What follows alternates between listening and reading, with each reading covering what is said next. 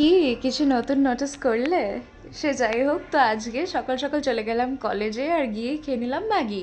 Maggi খেয়েই ঢুকে গেলাম ক্লাসে, আর ক্লাস কমপ্লিট হয়ে যাওয়ার পর চলে গেলাম সেমিনার হল।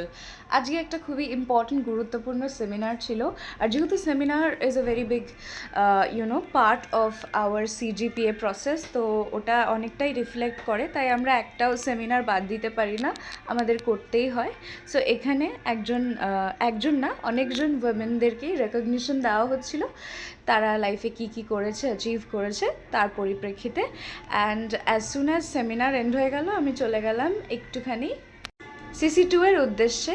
আর আজকে প্ল্যান ছিল আমার একাই ধুরন্ধর মুভি দেখতে যাওয়ার, তো আমি চলে গেলাম। এটা হচ্ছে বাই দ্য ওয়ে পার্ট 2, যেটা হচ্ছে ধুরন্ধর দ্য রিভেঞ্জ। অ্যান্ড অনেস্টলি ভীষণ ভালো ছিল, আমি রেকমেন্ড করবো, সাজেস্ট করবো সবাই গিয়ে তোমরা দেখো।